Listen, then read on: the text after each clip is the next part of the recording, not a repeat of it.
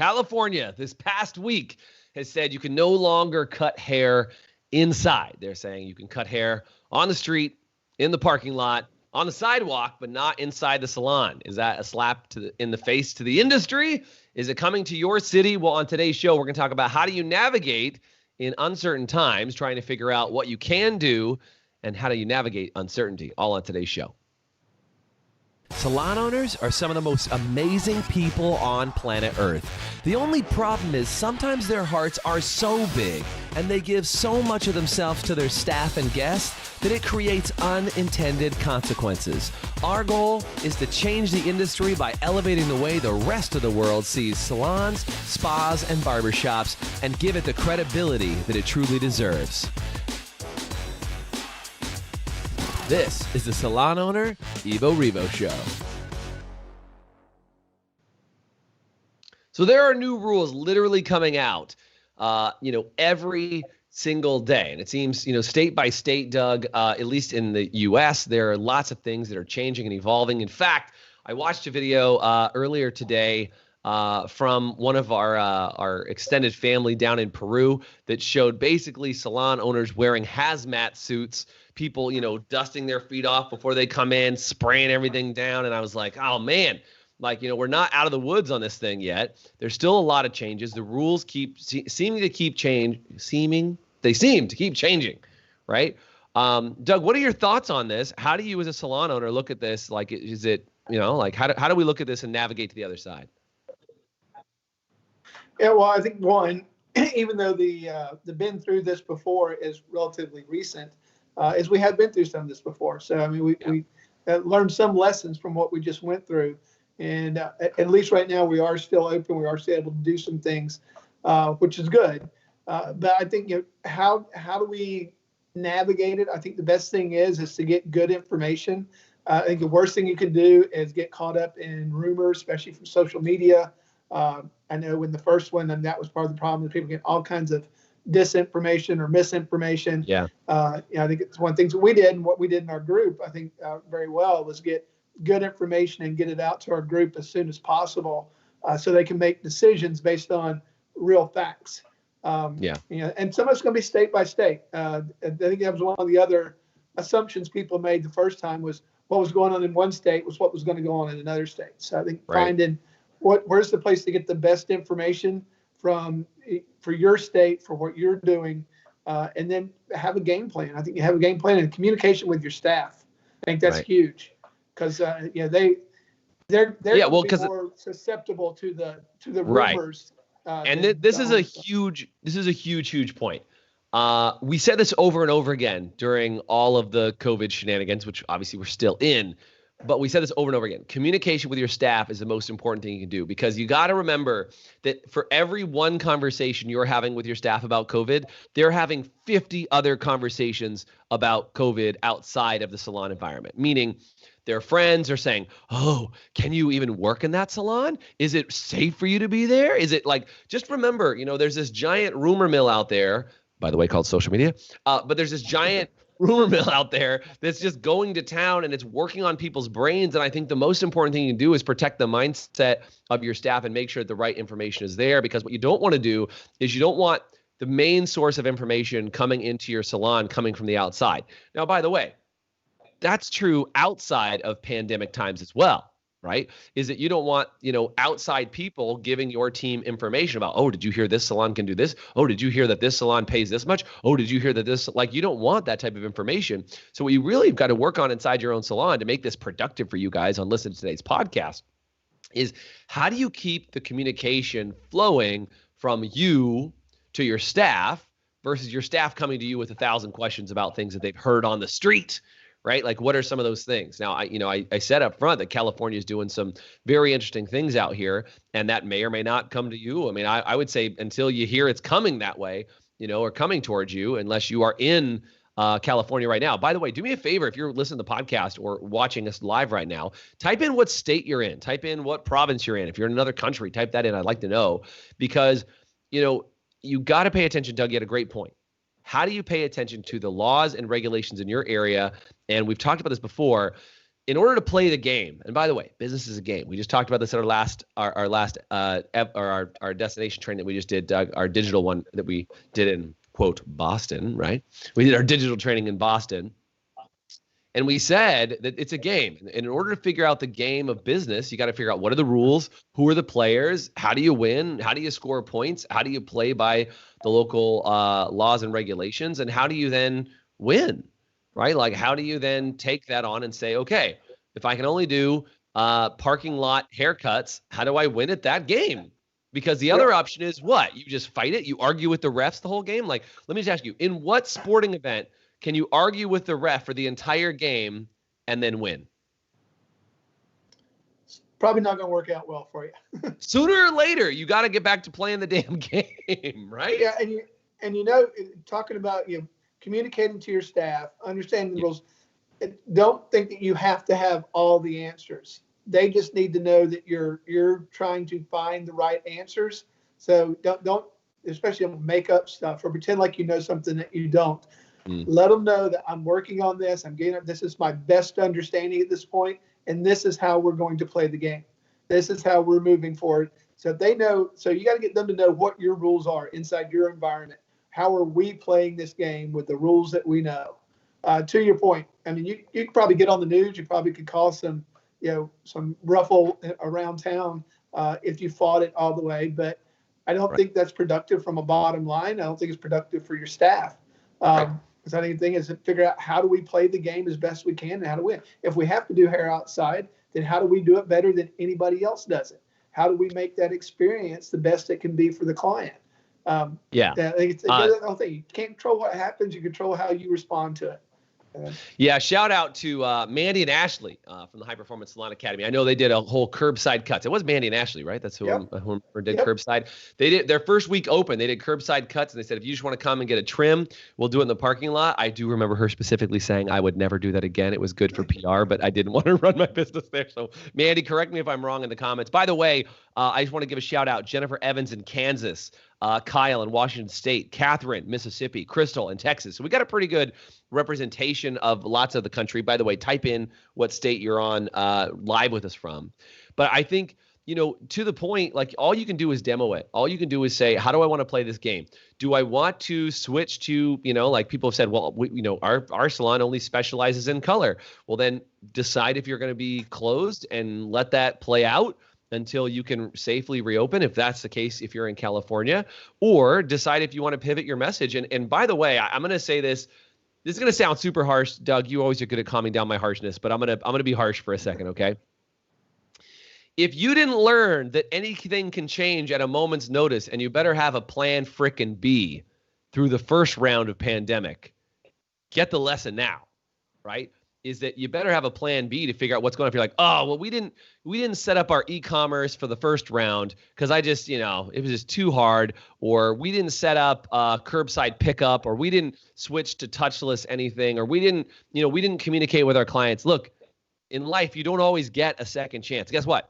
You got a second chance to make some of this stuff happen. So if you're in a state right now that has kind of reopened for the most part, like Doug, you're in Florida, you guys have reopened, and so far, like, all these, I'm going to say quote numbers because I'm not going to talk politically about what's happening with numbers. But what I will say is you guys are in an open state and people are saying, oh, the numbers are getting higher. So you might have to close down again.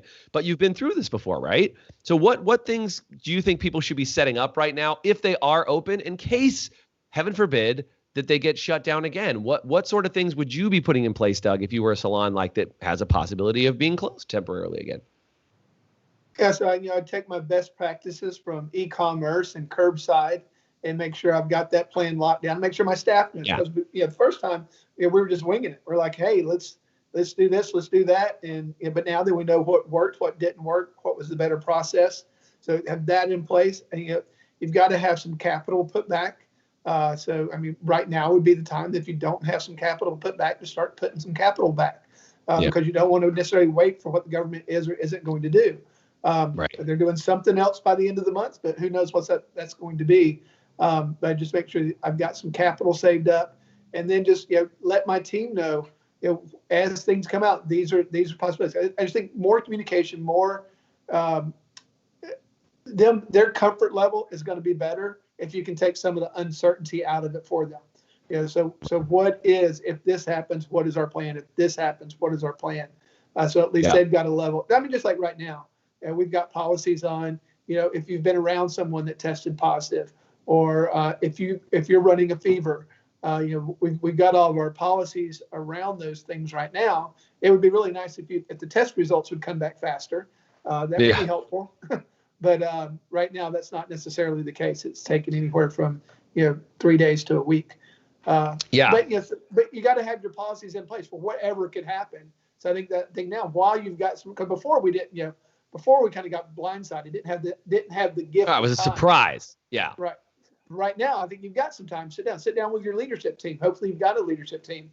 Sit down with your leadership team and start to sketch out some things. That's one of the things we always talk about in our group, is to have a leadership team, because it's super helpful to get those other minds that are looking at it from a different perspective and bring all that brain power. We call it groupthink. Bring that together to come up with a plan that works from all sides. Because sometimes, as an owner, you can get in your own head and kind of get in freak out mode, which then all you do is transfer freak out mode. You transfer your panic to everybody else, and then your panic becomes their panic, and it travels downhill. When we come back, we're going to take a quick break, literally 45 seconds. You can hang in, I promise. When we come back, we're going to talk about what are some of the best practices and policies. We want to hear from you, so get ready, type them into the chat. What are some best practices you've put in place while your salon was closed that you're excited about, that you're ready to rock on? But I'm going to show this quick spot for a brand new membership level we have inside the Academy, and then we'll be right back in 45 seconds. Hang tight.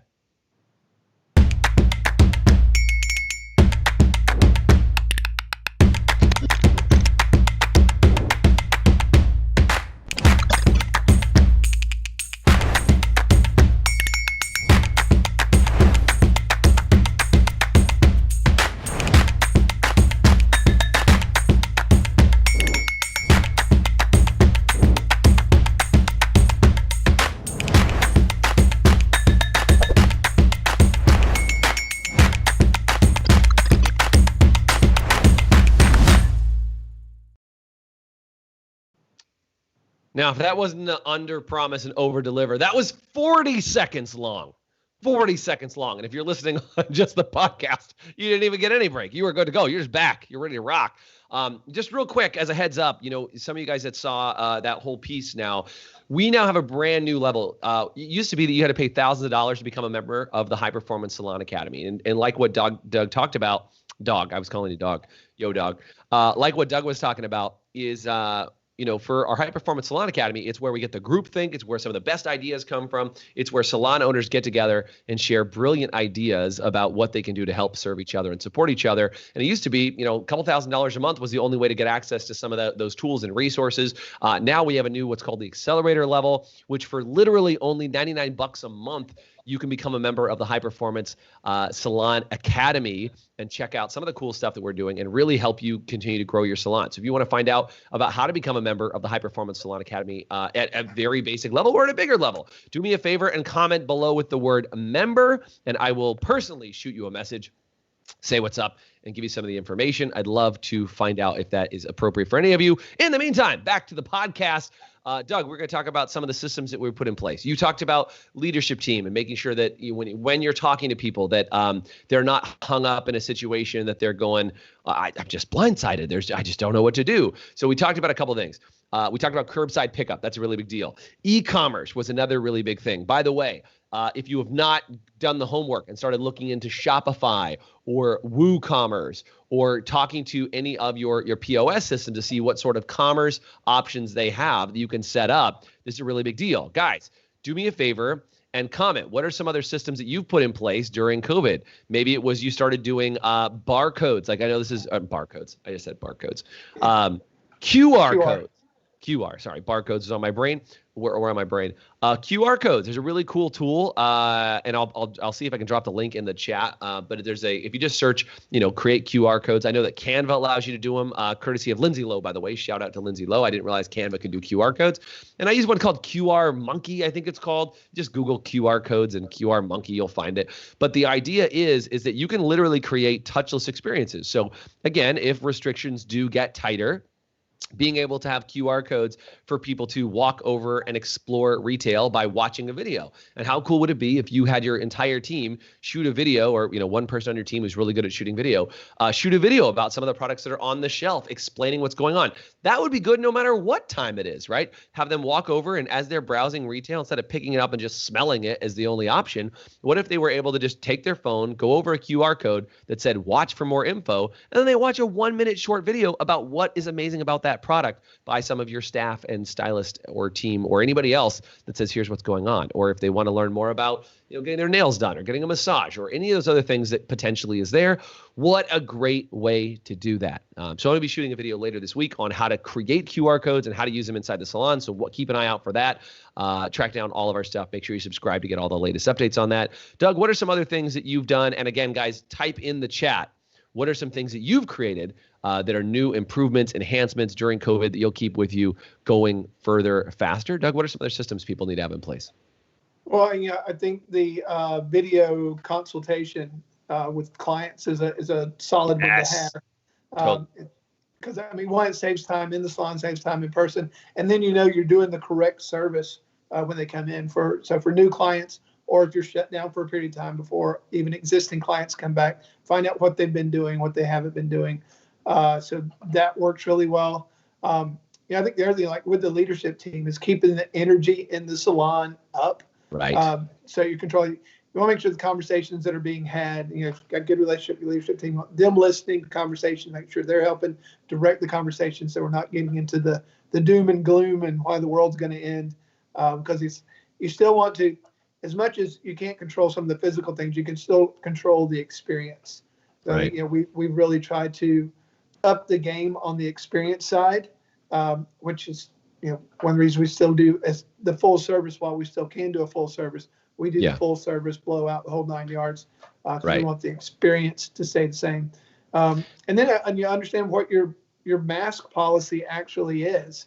With cloth mask, disposable mask, and if a staff's using cloth mask, are they cleaning them regular? Are they taking breaks outside to take the mask off? Because there's a lot of health issues that happen if people are wearing a cloth mask day in, day out, and they're not cleaning it. Then that causes a whole. There's people been catching Legionnaire's disease from not cleaning their mask. It's actually I remember where I heard it, but it was a doctor. His wife was in the hospital, and he said, "Could you run more tests?" And because they were treating it as COVID, and it took him a while to convince them, no, this COVID is COVID, it's COVID. Well, I test back, but we know it's COVID. And he finally got him to run the test. It was Legionnaire's disease. If they had not found out and had continued to treat her for Legionnaire's disease, she would have died. Just to be aware. Well, and so that's the point, right? Is like, what are I think this is a really, really clutch thing that you're saying here, Doug, is like, what are the modifications and policies that you've already put in place? Like, are you making sure that your staff, who, by the way, very rarely will take a break, especially when they're slammed, right? Like, as stylists that you guys run around like chickens with your head cut off. I totally know. You go back and forth from one client to the next and slightly running behind. Like, that stuff happens. So did you put a policy in place that says, are you taking regular breaks? They said one of the best things you can do to prevent yourself from getting any of this is make sure you go outside. I saw an article that was been shared all over the place. I know it was on behindthechair.com and a few other resources that I saw out there. But they ran an article. And I think I saw it from Sherry Doss over at Redken shared this article too. Is there was 2 stylists that actually had COVID and saw over 150 guests each and did not pass COVID to them because of the policies and procedures around them wearing a mask and their safety standards. I think that story is such a testament to the high rigorous safety standards that exist inside salons when followed appropriately. Is that even though they found out later that they were infected, they did not infect any of their guests because of the safety standards inside the salon. And I just want to say this, and I don't know why I'm in such a mood today, Doug, but I'm just going to call out, if you're watching this podcast, or you're listening to the podcast, you're watching the show, you're trying to figure it out, and you in your salon are slipping on your standards, guys, it's time to really be serious about your standards. It's time to say, like, this is something to be really tuned into, and just make sure, instead of being, in a gray area, lead the charge with standards so that you can make sure that your guests feel good. And Doug, you said this really well earlier. You've said it before. Make sure the experience is world class, right? Is make sure they're still getting an outstanding experience no matter what, even if you are, wearing masks and face shields and all these other things. Make sure that the quality of experience is still super, super high. Any other tips you want to give, Doug, on that about how to keep the experience high amidst all these new standards they have to deal with? Well, I think controlling the mood level, as I said, the conversations are so important. Make sure from your front desk that it's upbeat, it's positive. I think those are important. But I think Sam said a while ago, I'd like to hit on, if we want to keep our salons open and everything, everybody needs to be following the standards. When you're there, it is what it is. You can have personal thoughts about it one way or the other. I know it's uncomfortable. I know all those things. But I do know of salons and barbershops that aren't, and that's what's going to lead. That's what's going to cause things to get shut down. Is if people go in, there's pictures posted, all this stuff, and people aren't doing what they're supposed to be doing. It only takes a few. So a couple salons saying screw it, they'll shut everybody down. Right. So just suck it up and do what you need to do.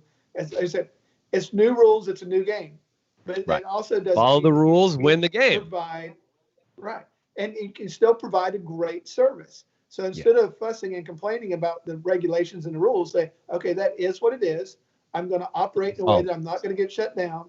And now then how do I elevate the experience in this environment? So I mean, because otherwise you'd waste a lot of, we talk about mental real estate all the time. You waste a ton of mental real estate pushing against something that you cannot change and ignoring the thing you can change.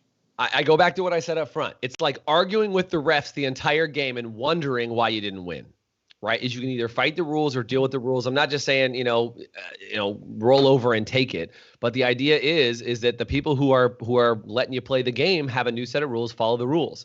Melissa in here in the comments, by the way, thanks, Melissa, for sharing what she shared. I don't know how to say this, but you posted it in here. She said they invested in a Synexis, I think it's what it's called, biofence system. That's a dry hydrogen peroxide process that treats all the area, the air, everything all at the same time. That's awesome. It's a really cool improvement to be able to say, look, we went above and beyond and took some extra precaution to make our guests and clients feel extra safe, right? Just making sure that's there. Allie said they refreshed their entire team for staying safe, and our clients are super happy with the decision. So I think that's a really big deal, Doug, is just making sure you follow the standards, accomplish what you need to get accomplished, stay open, stay in really good communication with all these people. And if we follow the standards that have been given, we can stay open longer. When people fight, and I think this is really what you want to do, right, is you can fight it, and you might be able to get some press out of the fight, right, courtesy of a salon owner in Texas who fought the machine and got some PR. Or you can stay open. And frankly, I'm going to say, as we figure this out, that the more you can stay open, the more money you can make. This is a good day. I just want to make sure that as you guys are going forward, that you guys stay open. That's the goal. I want you to stay open. I want you to stay healthy. I want you to stay strong. And I want your business to make it to the other side and be even better. Because I'll just tell you, I've had so many calls from people who say, you know what, it just wasn't worth it. We're closing the salon. We're done. We're out. And that's that throw in the towel moment. And I just think that the more people we can help, Doug, that don't throw in the towel and say, I'm ready for something different. I need to make a change and I'm ready. That's what we want to help people do every single day. Because it breaks my heart when somebody had a dream for a business and they were pumped about it. And then something gets in their way. They get smacked in the face by something unexpected and it makes them throw in the towel. Yeah, and most of the time because they don't know how to change and accept where they are. It's like, so you know what you got to operate in, but that doesn't mean that you give up and you just give into all that. You can still work behind the scenes. You can work with groups. You can work to protect things and change things. But when the rules are, the rules are. The thing is, I think it's like being, whether you're a part of our group or whether you're a part of some group, get connected with people that have a winning attitude. And I don't care how they change. We're going to win because not everybody can be up every day. You need support of other people's shoulders to stand on. So I would just highly suggest you get connected to somebody, some group of people, and not a group of people that want to complain or check yourself, right? Is your group complaining or is your group succeeding? And if you're in a group of complainers, it's time to find yourself a new group. It doesn't have to be ours by any means, but find a group that is positive, shares information with each other, is super giving, has been pumping you with information and keeping your head on straight. I just can't emphasize that enough.